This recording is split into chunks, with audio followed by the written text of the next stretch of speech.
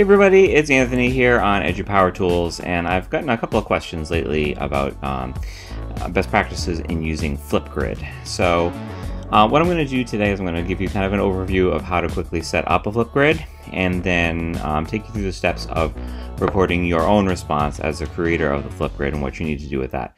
Some people have mentioned that their cameras on their computer is not so great, or on their iPad's not so great, so they were looking to basically take the video responses with their phone, which might have a better camera on it. So I'm going to kind of walk you through that process. So here we are at the Flipgrid website. We're going to flipgrid.com.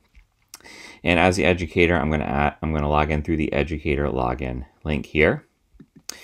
And so what you're going to need as we're going to get set up here is you need to make sure that you already have your Flipgrid account set up. If you haven't done that, go through the steps of doing that. It's pretty self-explanatory and pretty straightforward. It syncs and links up with Microsoft accounts, with Google accounts, all that good stuff. So you need that. You need to be able to sign into your Flipgrid account. You also need to have the Flipgrid app installed on your device. So the device that you want to record the video with. So if you want to record the video on your phone or from your iPad or from some other device, you need to make sure that you have the app installed on that device. Okay, so I've got a bunch of Flipgrids here that I have created, and so I'm just going to go to my standard here, my instructional technology Flipgrid that I have set up. And so you see that I have a few topics already created here. If you wanted to create a whole new topic, you can Flipgrid or topic, you can definitely do that. You're going to go back to my activity, and you are going to go to my grids, and you are going to do add new grid here. That's where you're going to create a new grid, and then you can kind of get all the settings set up there. That's kind of the subject of a different tutorial, and you should check that out if you haven't done that quite yet. So anyway, so I have these grids here set up. I'm going to choose a topic that I want to respond to from my phone. So I'm going to respond to this classroom design one because there's no videos there. And so I see here I've got my little Giphy here that I set up. Classroom design. What does your classroom look like right now? How does it help / hinder your ability to have your students communicate, collaborate, create, and think critically? Okay, so this is a funny one because we're not in school right now. So I can't take a picture of my classroom, but I can take a video and see where I go from there. So what I would do is I would take my device, which here's my phone right here, and I would find the Flipgrid app, and I'm going to open that up. So I'm opening up my Flipgrid app here.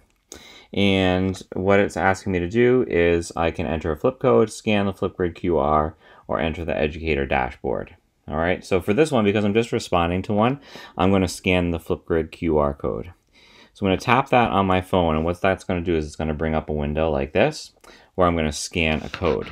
To get the code that I'm going to scan, I'm going to go back onto my computer. I'm going to click Share, and I'm going to click on this button right here. This is the share the QR code. That's going to make the QR code pop up. So that if you were in a classroom, you'd be able to display this onto your board, and they'd be able to capture it with their device, the kids, or you could download this image, this QR code, and share it into like Google Classroom or something like that if you wanted to do that. So I'm going to do that right now. I'm scanning this here, and that's going to take me right to that post. So here I am at that post. And I'm going to tap the green button down here in the lower right hand corner, and I'm going to make my video. It's going to ask me to log in. So I can log in with the same account. You can be logged in with the same account for 2 different devices. And now I have the screen here that says you're going to take a video. So I'm going to take my video. I'll just do it. Here I go. My classroom right now looks pretty standard. It's got a bunch of tables, a bunch of chairs. I've got a bunch of whiteboards and bulletin boards filled with all sorts of great information. I use the whiteboard and the projector a lot with my kids at school so that I can display what I'm working on my computer, and how they can do similar things in their computer, and we go from there. And I'm going to hit pause, and I'm going to just keep on going.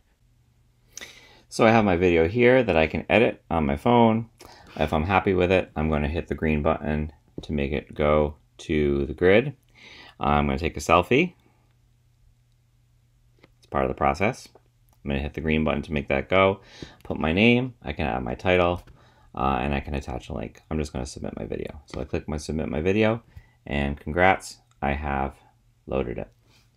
All right, so now I'm going to be able to go back to the grid here, and it should pop up momentarily. If it doesn't pop up momentarily, I can refresh the page, and we'll see it there.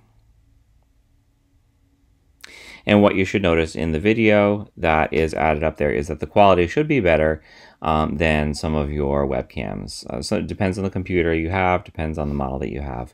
My classroom right now looks pretty standard. So there we go. It's got a bunch of tables, there's a video right there.